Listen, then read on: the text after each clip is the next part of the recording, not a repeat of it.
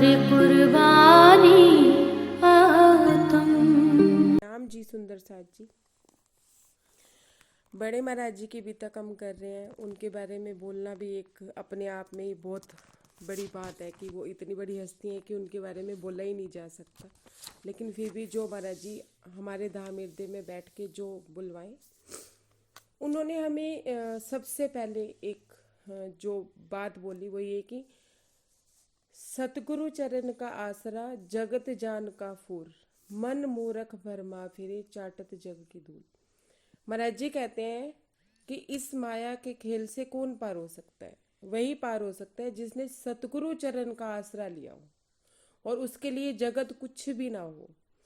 कैसे कि अगर जगत से हटेंगे तभी सतगुरु चरण का आसरा हमें मिल सकता है।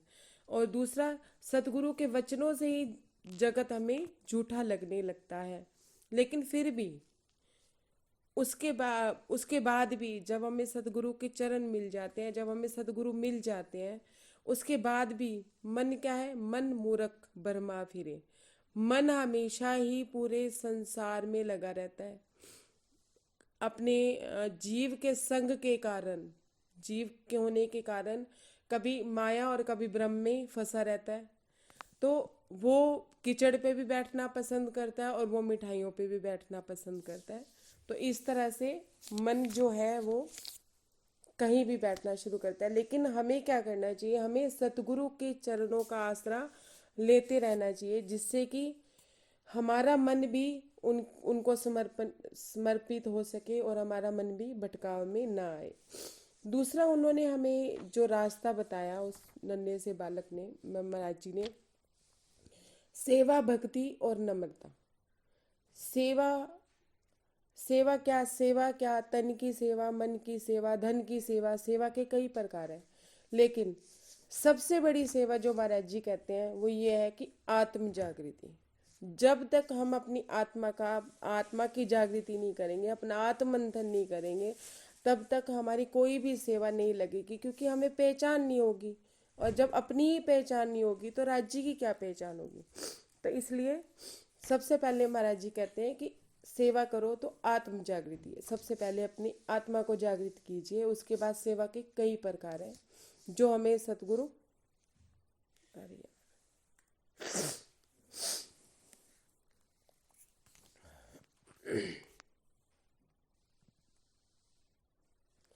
प्रणाम जी। मेरी आवाज आ रही है?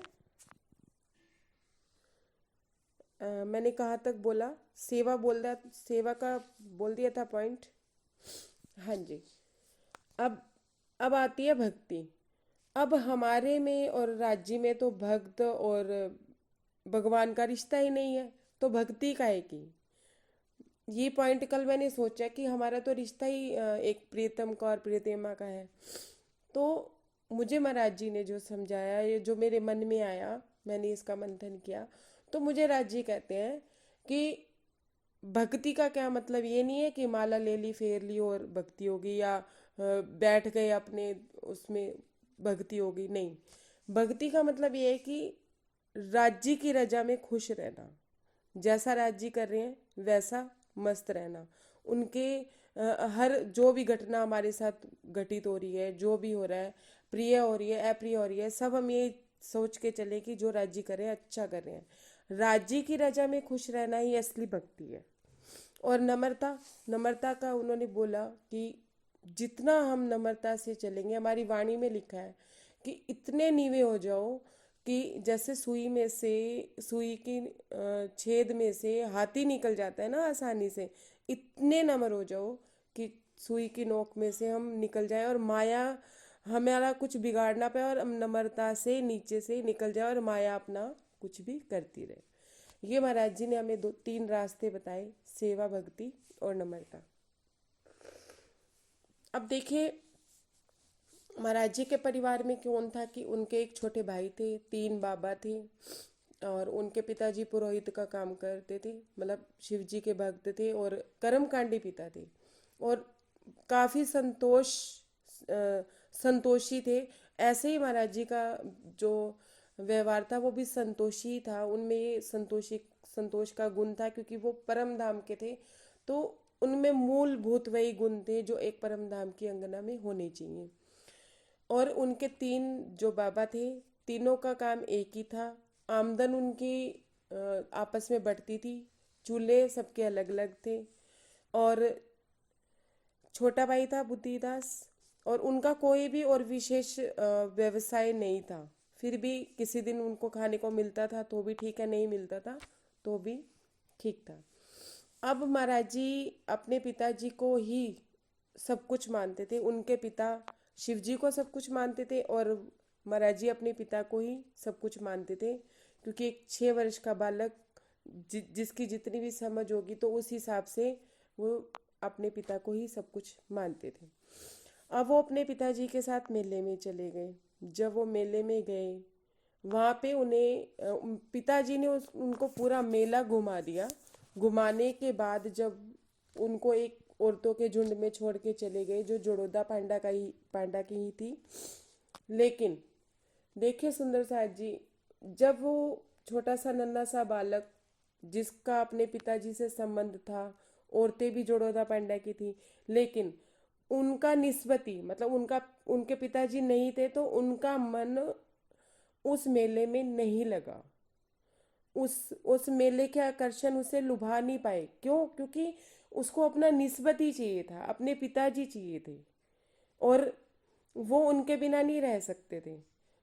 उन्होंने खोज मतलब इधर उधर देखना शुरू किया, या जैसे हम भी इस माया के मेले में आए हुए हैं, लेकिन हमें अगर राजी नहीं दिख रहे हैं तो भी हमें ये मेले के आकर्षण, माया के आकर्षण बड़े लुभा रहे हैं। हमारे बच्चे हमें लुभा रहे हैं, हमें हमारी नौकरियां लुभा रही हैं, हमारे रिश्तेदार लुभा रहे हैं, पड़ोसी लुभा रहे हैं। तो इस तरह से हम माया के आकर्षणों में खो जाते हैं। लेकिन महाराज जी कहीं भी माया के आकर्षणों में नहीं खोए। कारण ये था कि वो अपने पिता से बहुत प्रेम करते थे। तो महाराज जी क्या कहते हैं कि हमारा रास्ता क्या है? इश्क का रास्ता है। जब हमारा भी प्रेम धनी से होगा, हमारी निस्बत जब धनी से होगी, तो हमें ये माया के जो आकर्षण है वो नहीं लुभाएंगे। हमें एक पल भी माया छू के नहीं जाएगी। हमें हमेशा धनी का ही ध्यान रहेगा, प्राणों को नाथ को ही पाने की इच्छा रहेगी। जैसे महाराज जी निस्बती थे, तो उनकी हमेशा ये इच्छा रहती थी कि कहाँ मिलेंगे प्राणों के नाथ, उनको जिज्ञासा रहती थी। ऐसे ही जब हमारा धनी के साथ प्रेम पराग हो जाएगा, मतलब मजबूत हो जाएगा, तो हमें भी माया के आकर्षण लुभाएंगे नहीं। अब देखिए महाराज जी ने क्या किया कि वो जोड़ोदा पांडा की औरतें थी, और उनके पिताजी उनको जिम्मेदारी भी दे के गए थे। उसके बावजूद भी वो इतने नन्हे से बालक, संध्या का टाइम हो रहा था, अपने पिताजी को ढूंढने के लिए अकेले ही निकल गए, और उन औरतों को पता भी नहीं चलने दिया। अकेले ही निकले। जब हम भी राज्य के लिए निकलते हैं, तो हमें क्या चाहिए होता है कि हमें सुंदर साथ की संगत चाहिए होती है, या हमें भीड़ चाहिए होती है कि हमारे साथ कोई चले तो हम चले, हम अकेले कभी नहीं निकल पाते। तो महाराज जी ने ये नहीं देखा कि हाँ भाई मेरे साथ कोई है या नहीं है, बस उनको एक लगन थी कि मेरे पिताजी यहाँ नहीं है। तो इस वजह से उन्होंने अकेले ही निकलना सोचा, और वो अकेले ही निकल पड़े। और देखो, जब भी हम राज्य की राह पे चलते हैं, आप संसार में भी देखिए, इस समय भी जब हम राज्य की राह पे चलना शुरू करते हैं, तो दज्जाल हमारे रास्ते पे आता ही आता है। वो सबसे पहले अपनों के बीच में आता है। घर के ही लोग रोकने लग जाते हैं, मेले आश्रम में मत जाओ, रोज रोज क्या जाना है, या फिर अपने सदगुरु की बात को इतना ना मानो, वो ऐसा कह रहे हैं या वो वैसा कह रहे हैं या स्वार्थवश कह रहे हैं। मतलब कोई ना कोई बात, वो अपनों के बीच में ही दज्जाल सबसे पहले खड़ा होता है। फिर उसके बाद बाहर वालों में आ जाता है। घर वालों की नहीं चलती, हम नहीं सुनते कि स्वार्थवश ही हमें कह रहे हैं, हम इस बात को समझ जाते हैं, तो बाहर वालों के रूप में दज्जाल आता है। ऐसे ही महाराज जी को आगे दज्जाल मिला, वो बच्चा चोर मिला, जो उन्हें ले जाने के लिए तैयार हुआ। अब ऐसे ही हमारा जीव जब राज्य में लगना शुरू होता है, तो हमारे जीव और हमारे मन में संशय पैदा करने के लिए बहुत सारी बातें हमें कही जाती हैं। बहुत सारी बातें हमें बताई जाती हैं। लेकिन जब हमारी निस्बत राज्य से होती है, जैसे महाराज जी अपने पिता की तलाश में गए थे और वो मकड़ी सॉरी वो क्या था वो मक्की का, जब खेत खत्म हुआ और जंगल शुरू हुआ, तो महाराज जी ने तुरंत बोला, उस नन्हे से बालक को भी ये ध्यान था कि अब खेत खत्म हो गया, आगे जंगल शुरू हो गया, ये गलत रास्ता है। तो उसने उसको कहा कि आप तो मुझे गलत रास्ते पे ले जा रहे हो। लेकिन हम कभी नहीं किसी को कहते कि तुम हमें गलत रास्ते पे ले जा रहे हो, कि रास्ता तो इश्क का है, कर्म कांड का तो रास्ता ही नहीं है, ज्ञान का तो रास्ता ही नहीं है। लेकिन ये बात हम कभी भी अपने से बड़ों को नहीं कह पाते, ना समझा पाते, ना दज्जाल को उसका विरोध करते, क्योंकि हम बोल नहीं पाते। तो महाराज जी कहते हैं कि रास्ता इश्क और प्रेम का है। अब जब महाराज जी अपने पिता को ही ढूंढने जा रहे थे, जब हम राजी को ही ढूंढने चलेंगे, तो हमें बचाने के लिए हमारे राजी किसी ना किसी हक की स्वरूप में जरूर आएंगे, हमें माया से बचाने के लिए जरूर आएंगे, हमारे जीव को माया से निकालने के लिए भी जरूर आएंगे। जैसे धनी देवचंद्र जी के लिए सिपाही रूप में आए और महाराज जी के लिए समरू रूप में आए। तो ऐसे ही जब हम रास्ते पे चलना शुरू करेंगे, तो हमारे जीव को माया से खींच के निकालने के लिए हक्की स्वरूप में सदगुरु के रूप में जरूर आते हैं। ठीक है। फिर उसके बाद जब महाराज जी समरू के हाथ लग जाते हैं और समरू ने लेके चला जाता है, वो किसी पंडित जी के यहाँ उनको छोड़ देता है और उनके पिताजी को बताने के लिए, सूचना देने के लिए जाता है कि आपका बेटा यहाँ है या जो भी है।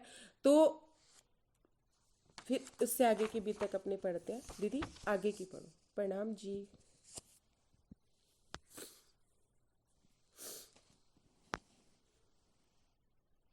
मेरी आवाज नहीं आ रही है?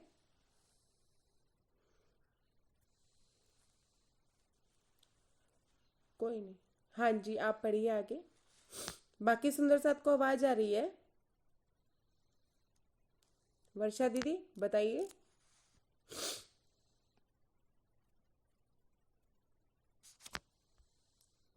प्रणाम जी। नहीं आ रही है शायद।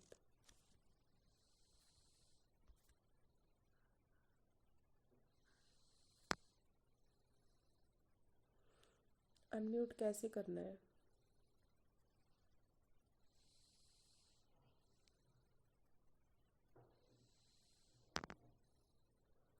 अच्छा जी, चलिए आप इससे आगे पढ़िए, फिर आगे की बात करते हैं।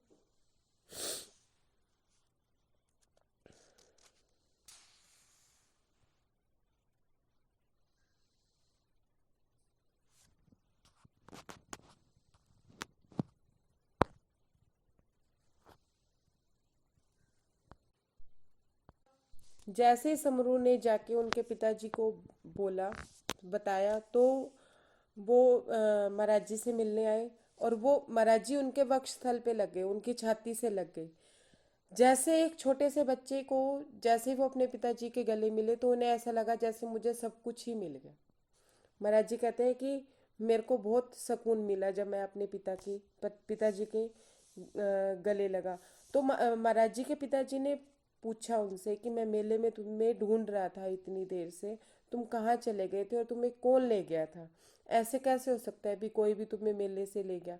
तो महाराज जी कहते हैं कि मैंने उनको अपनी आप बीती बताई, कि मैंने बताया कि मेरे साथ ऐसे ऐसे हुआ और मुझे दज्जाल ले गया, मतलब वो आदमी ले गया।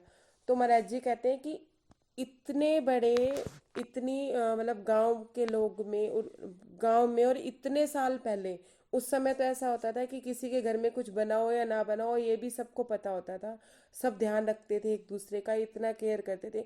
उस समय में कोई ऐसा कर सकता है कि बच्चे को उठा के ले जाए? होता नहीं था ऐसा। तो उनके महाराज जी के पिताजी सोचने लगे, वो सोचने लगे कि ऐसा कैसे हो गया। फिर उनको लगा कि ऐसे तो कोई किसी बच्चे को ले जा नहीं सकता, कहीं ना कहीं कुछ तो बात ही है, कि या तो किसी घर वालों का साथ है या कुछ है, या उन्हें पता था कि हम मेले में हैं या कुछ भी। तो उनको ये था कि ये घर वालों की मिली भगत है।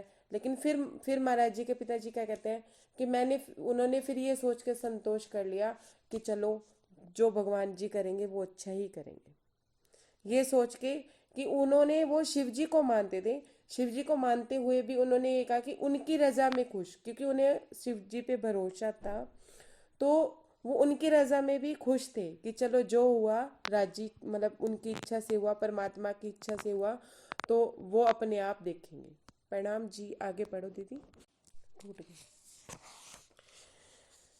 महाराज जी क्या कहते हैं कि मेरे पिताजी ने बहुत खोज करी कि ये कैसे हुआ, किस तरह से हुआ, लेकिन उन्हें ये नहीं पता चला कि वो आदमी कौन था, और ना ही उन्हें समझ आया कि वो ऐसी घटना क्यों हुई। वो इनके लिए वो इतनी बड़ी घटना थी कि उनका प्रिय पुत्र अगर चला जाता, तो महाराज जी कहते हैं कि मेरे पिताजी को बहुत दुख होता। वो अब महाराज जी जंडूदत्त जी कहते हैं कि मेरे पिता के मन में संशय क्यों आया कि घर वालों की ही मिली भगत है, क्योंकि बड़े विकट थे ताऊ हमारे, सगे नहीं थे ताऊ जात। मतलब थे तो ताऊ जी, वैसे तो सगे थे, लेकिन अंदर से सगे नहीं थे, अंदर से रिश्ते में सगे नहीं थे। उन्हें ना बातें किसी आंख हम कोसा करते हो बर्बाद, कि वो हम उन्हें किसी भी तरह से भाते नहीं थे। मतलब हमारा परिवार उन्हें किसी तरह से भाता नहीं था, क्योंकि वैसे कोई ज़्यादा जायदाद भी नहीं थी, एक ही परिवार में रहते थे, और घर भी एक ही था, चूल्हे अलग अलग थे, कोई ज़्यादा संपत्ति भी नहीं थी। लेकिन फिर भी उन्हें क्या लगता था कि वो हमें दिन रात कोसा करते थे कि ये बर्बाद हो जाएं और ये मर जाएं ऐसे।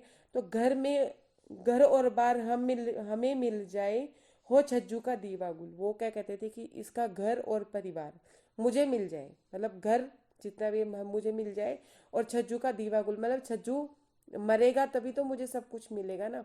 तो वो हमेशा यही प्रार्थना करते थे कि छज्जू का दीवा गुल हो, तो इसका खानदान खत्म हो और इसकी जायदाद मुझे मिल जाए। इस प्रकार की मनोवृत्ति थी, खुददारी थी हृदय अतुल। उनके हृदय में इस तरह की मनोवृत्ति थी कि वो हमारा भला नहीं चाहते थे। तो उन्हें यही लगा, उनके पिताजी को यही लगा कि हो सकता है इसी वजह से उन्होंने जंडूदत्त जी को उठवाने की कही हो कि चलो एक चला जाएगा तो उसके पीछे पीछे शायद कुछ और भी हो जाए। मिली भगत ताऊ की हो या अनायास घट गई स्वयं। महाराज जी कहते हैं कि अब ताऊ जी की मिली भगत थी या अनायास ही कोई एक घटना हो जाती है। कभी कभी कोई घटना ऐसी भी हो जाती है कि हमें पता नहीं चलता, हम किसी पे इल्जाम लगा देते हैं। तो महाराज जी के पिताजी क्या कहते हैं, जाने करने वाला या परमात्मा क्या जाने हम, क्या या तो करने वाला जाने जिसने किया, या परमात्मा जाने, मैं क्या जानूं अब ये कैसी घटना हुई भी। अब जिस जीव ने जो गुण की, जो जैसा कर्म किया उसे वैसा भुगतना ही पड़ेगा। क्या कहते हैं, खुद करनी खुद करता ही भरता, भोग भोगता आया है, कि जो जैसा करता है उसको वैसा ही भरना पड़ता है। ये हमेशा से ही होता आया है कि ऐसे ही हमारा जीव अगर गलत कार्यों में लगता है तो उसे वैसे ही फल मिलता है, और अगर हमें राज्य की तरफ लगते हैं तो हमें वैसे ही कार्य, मतलब वैसा ही फल मिलता है। जैसे हम कहते हैं ना, करनी माफक कृपा और कृपा माफक करनी। करनी भी जैसे ही हम अपना कर्म करेंगे, या जैसे ही हम चाल चलेंगे, जैसा हमारा जीव चाल चलेगा, वैसे ही हमें राज्य की मेहर मिलेगी। अब क्या कहते हैं, हमने तो आप बीती कह दी किस्सा घटित सुनाया है। महाराज जी कहते हैं कि मैंने तो जो मेरे पे बीती ना 6 वर्ष की आयु में, वो मैंने किस्सा आपको सुनाया है। अब आगे क्या कहते हैं, लेकिन एक सा वक्त ना रहता उसने भी पलटा खाया। महाराज जी कहते हैं कि वक्त किसी का भी एक जैसा नहीं रहता, कभी ना कभी पलटा खाता ही है, पलट ही जाता है। तो संवत 1959 में पिता हमारे धाम गए, समय मृत्यु का पूर्व ही कह दिया जो भगवत प्रसाद जी से।